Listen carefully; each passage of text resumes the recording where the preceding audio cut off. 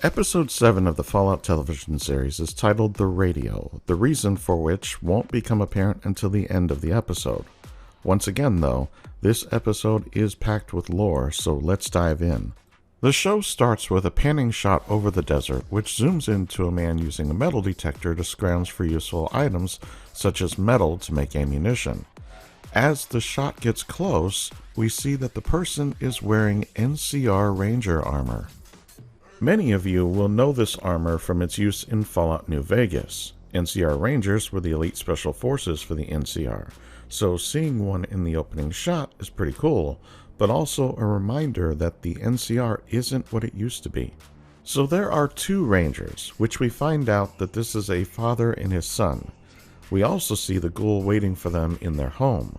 Since we know the ghoul is looking for Moldaver, it's clear as to why he would think they might know where she is. From this scene, it is also clear that Moldaver somehow took control of at least a portion of the NCR, but not everyone agreed with her and wanted to join her, and as a result, the old Ranger and his family left to survive on their own. Except, not everyone in the family wanted to live this way. As a result, the Ranger's two sons are now dead thanks to the ghoul who is obsessed with finding Moldaver, because he believes that she knows where his family is. During this same scene, it cuts to pre-war where Moldaver is speaking to a group of people. It's the meeting that Cooper went to at the end of the last episode. Cooper and Moldaver share a conversation that ends with her giving him a listening device which will allow him to listen in on his wife later in the episode. This is where the show cuts back to Vault 4, where Lucy has been captured for going to level 12. She was shown a holotape that showed what happened to some of the scientists that originally populated the vault. Apparently, the test subjects revolted and ended up killing the scientists. This left the vault populated only by the test subjects who were genetically modified, which is why all of the actual vault residents, not the ones taking them from outside, have odd mutations. Because Lucy went to level 12, she is scheduled to be punished. As she is escorted to the courtyard, Maximus sees her and realizes he has to do something. After a rather odd ceremony, Lucy is to be banished to the surface, and she pleads with the Overseer to let Maximus stay.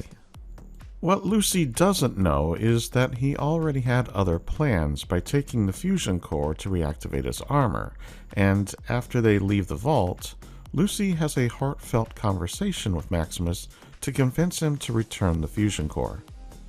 It's clear at this point that they both like each other, and Lucy realizes that she has fallen for Maximus.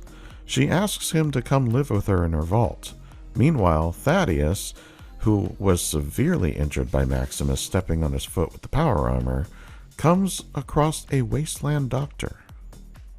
This doctor helps heal Thaddius with a serum. What Thaddius doesn't know is that the serum changes him in a way that the Brotherhood won't look kindly upon. We see these types of serums in the games, but is most prominent in Fallout 76 because this serum causes a mutation. Back in Vault 33, Betty, who is now the Overseer, has decided to split the Vault residents between Vault 33 and Vault 32. As a result, she uses her Pip-Boy to send out everyone's assignment. This leaves Norm in an unenviable position because Chet is being assigned to Vault 32 while Norm is staying in 33. At this point, we flash back to pre-war where Cooper decides to connect the listening device to Barbara's Pip-Boy. He really struggles with this decision and goes back and forth before ultimately deciding that he has to know the truth. We now cut back to Thaddius, who is now at a radio tower where he contacted the Brotherhood. This is where Maximus and Lucy catch up to him. We learn two things. One, Thaddius is a terrible shot with a pistol. And two, Thaddius discovers his mutation. Maximus mistakes that for him being a ghoul, but I don't think this is the case. He is a mutant as far as the Brotherhood is concerned, but he's not a ghoul. That said, Maximus tells him to run and that he'll take care of the Brotherhood. Maximus also sends Lucy away with the head and decides to stay and protect her and distract the Brotherhood long enough for her to escape. She leaves, but not without telling him to find her and that she will wait for him.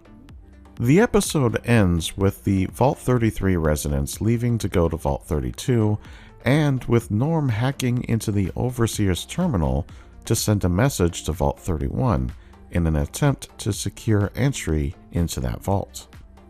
As Norm enters Vault 31, the episode ends.